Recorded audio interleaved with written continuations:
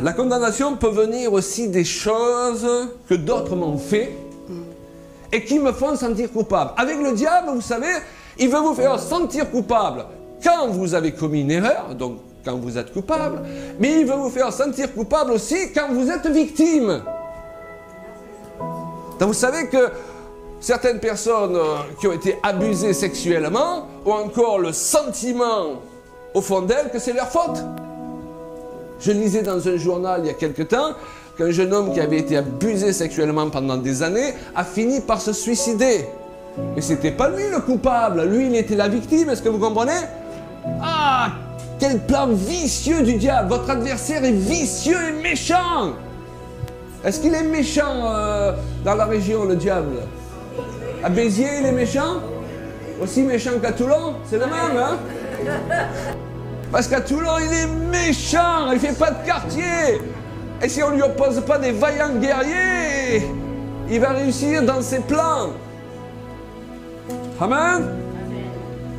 Donc, le diable veut nous culpabiliser par rapport aux blessures aussi que nous avons reçues. Donc, vous devez discerner quand vous devez vous repentir parce que vous avez fait quelque chose de mal, et vous devez discerner quand vous ne devez pas vous repentir parce que ce n'est pas votre faute. Et il y a des tas de chrétiens qui se cherchent toujours des péchés et qui se répandent de tout, alors que dans certaines situations, ils y sont pour rien. Et Dieu n'est pas injuste. Si tu as été abusé, tu es victime, tu n'es pas coupable. Amen. Mais comme on l'a vu hier, vient le temps où il faut que tu sortes du statut de victime. Parce que le diable, il aime frapper les victimes.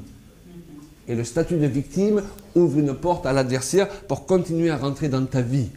Alléluia.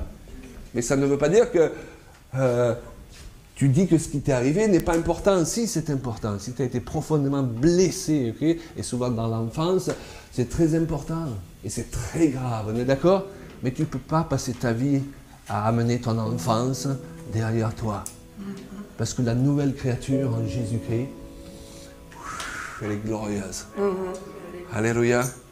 Et la nouvelle créature, elle n'est pas victime. Hein? Et donc, il ne faut pas que ça devienne collé à nous comme notre identité. Hein? Le diable est un menteur, rappelez-vous. Oui, c'est tout vrai. Ce qu'il fait, tout ce qu'il vous dit, c'est un mensonge. Même quand il prend une vérité, de toute façon, il l'a faussé. Et c'est pour ça que nous avons, au milieu de l'Église, et beaucoup dans les milieux évangéliques, des tas d'enseignements qui sont des mensonges. Pourquoi? Parce qu'au départ, ce sont des vérités, mais ils sont poussés à l'extrême. L'argent. Il y a les gens qui sont dans l'extrême, il ne faut pas parler d'argent. Et il y a ceux qui sont dans l'extrême, on ne parle que d'argent. Et souvent, quand on est confronté à un extrême, on jette après le bébé avec l'eau du bain. Est-ce que vous comprenez? Il y a l'extrême du trop et du pas assez. Mais la Bible nous enseigne l'extrême de l'équilibre. Amen.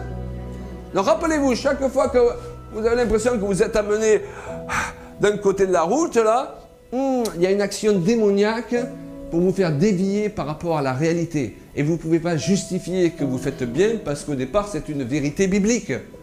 Hein?